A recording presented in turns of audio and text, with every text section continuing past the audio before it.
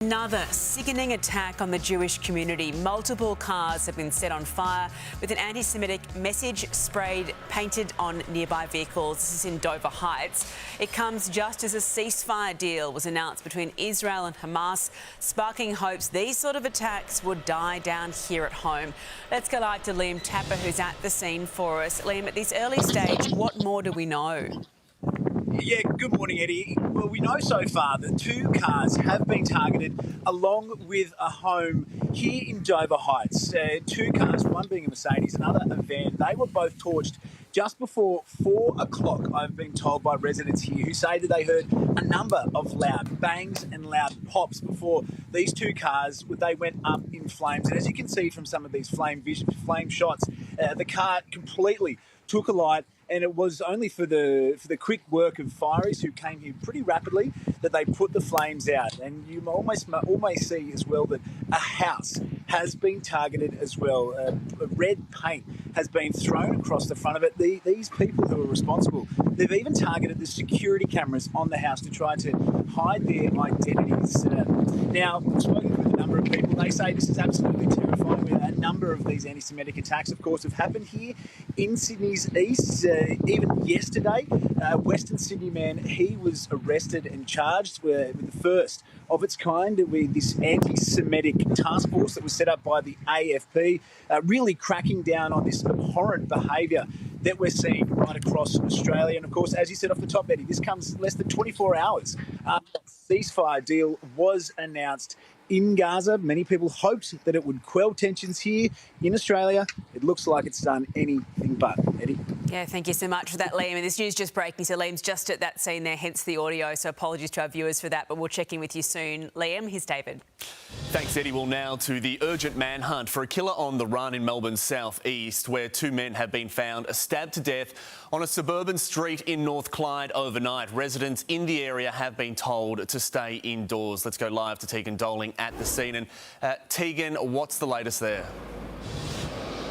Yeah, well, David, it was 9:30 last night when police were called to Observatory Street here in Clyde North. When the paramedics also arrived, 2 men, as you said, were found with stab wounds outside some houses on the street. They tried to save their lives, but unfortunately they couldn't be saved. What's now happened is there's a 3rd man that police say that they are looking for, who they believe may hold a bit of information as to what has happened, and he has run from the scene. So there's an urgent manhunt underway at the moment to try and find him. They've been looking at a few cars on the street here, the forensics and homicide detectives who are out there.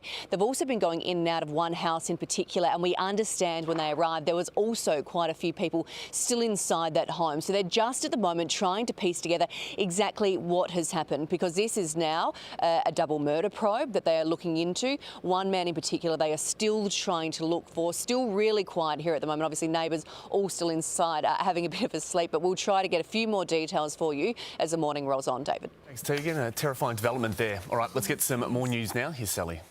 Good morning. The Big Bash match at the Gabba was temporarily brought to a halt last night when a major fire broke out in one of the grandstands. Let's go live to Liam Bland in Brisbane. Liam, cricket fans were forced to evacuate. Yeah, good morning, Sal. They certainly were. It's not unusual for play to be delayed in cricket because of rain, but fire, that's a different story. The bizarre scenes unfolded during last night's Big Bash game here in Brisbane, ironically at the home of the Brisbane Heat. They were taking on the Hobart Hurricanes when workers were forced to intervene, trying to extinguish an electrical fire at the DJ deck, not far from the scoreboard. Now, thankfully, no one was injured, but a number of spectators were forced to evacuate their seats for their own safety, and play halted for several minutes. We've heard that, incredibly, the music pumping around the grounds didn't stop during this incident, but unfortunately, Sal, this isn't a case of all's well that ends well. The Heat unable to bag a win. At least they've got a pretty good excuse sorted. Yep, that DJ was certainly on fire last night. All right, thanks for that, Liam. To other news now, and a mammoth clean-up effort is now underway after southeast Queensland was battered by a monster supercell. Nearly 20,000 properties were left without power, with tennis ball-sized chunks of hail pelting cars. Must be 150 k's an hour, I reckon. Unbelievable. Oh, I still have video. The storm also uprooted trees and forced local businesses to close early. Melbourne police are hunting two arsonists responsible for the deadly and mistaken firebombing of a Melbourne home that claimed the life of an innocent woman yesterday morning. The 27-year-old was house-sitting for her brother at his Truganina home while he was away on honeymoon. Firefighters at the scene were only able to tackle the flames from the outside, the inside of the property already destroyed. Less than 24 hours after it was announced, the ceasefire deal between Israel and Hamas hangs in the balance after Israel's cabinet delayed a vote to officially approve the agreement. Live to Joel Dry in London. Joel, what stopped the vote from going ahead? Sally, according to Israeli Prime Minister Benjamin Netanyahu, Hamas is responsible for some last-minute blackmail, allegedly reneging on some key parts of this ceasefire deal that's reported to be which prisoners are released from Israel back to Gaza. And this has caused Benjamin Netanyahu to not present the deal to his cabinet, saying that it wasn't quite ready yet. And that delay has sadly cost people their lives. Ever since this ceasefire agreement was announced about a day ago, Israel has continued to airstrike parts of Gaza, causing the deaths of dozens of people. But this is really a fast-moving situation, and the latest reports out of the Middle East are that they have surmounted these hurdles, and this deal will be presented to the cabinet tomorrow local time. And leaders around the world are urging Israel to get the deal done. As the Israeli cabinet meets, I urge them to back this deal. Now is not the time for any backtracking. Both sides must implement each phase of the deal in full and on time. It's not clear whether this potential one-day delay will shift the timeline for the release of prisoners from Gaza, hostages rather. That is set to occur on Sunday. And the other element of the deal, the big element, is of course the aid trucks that are currently on the border between Israel and Gaza. Hopefully they can get in as soon as possible for those very desperately in need people within those borders. Yeah, indeed. All right, thanks for that. Joel Dry there. A tradie was in for the fright of his life when his ute burst into flames on a busy road in Perth's north. The close call unfolded at Osborne Park yesterday. Seen a whole lot of fire coming out of the vehicle, thought it was an EV at first on fire. There's a guy standing next to his vehicle. I just said to him, need to get away from the vehicle, it may explode. Luckily, nearby cars didn't have to wait long for fire crews to put those flames out. Commonwealth Bank is urging the Reserve Bank to scrap surcharges on debit and credit card payments as customer outrage grows over the practice. Live to Rosanna Kingston in Canberra this morning. Rosanna, Treasurer Jim Chalmers had promised to scrap some charges by the end of this year. On debit card purchases, Sally, but that is subject to the outcome of a Reserve Bank review. CommBank is expected to say in a submission to the RBA that the government should go one step further and outlaw surcharging altogether.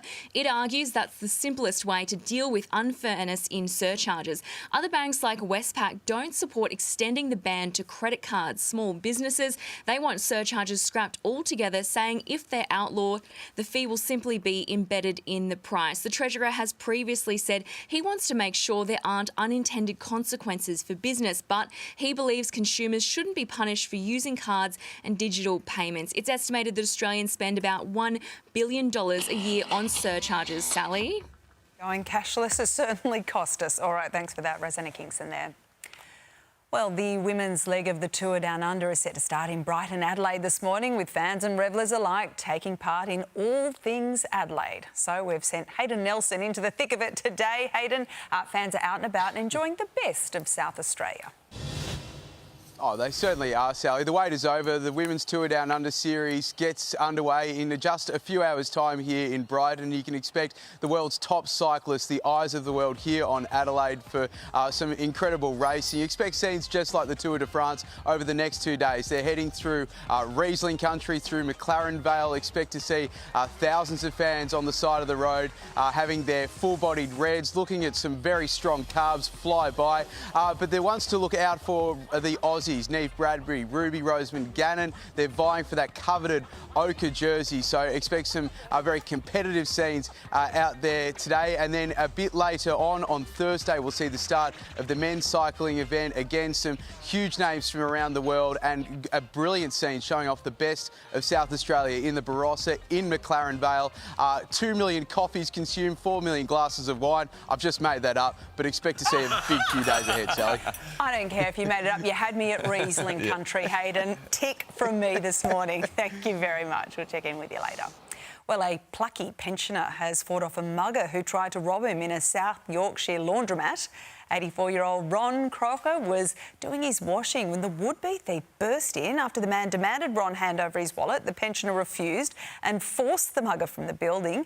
Then the man returns a minute later and Ron, who saw red and began shouting, used a pair of jeans to bat him away. Look at this swing. Go, Ron. Go, Ron. The man fled empty-handed and has since been arrested and charged with attempted robbery.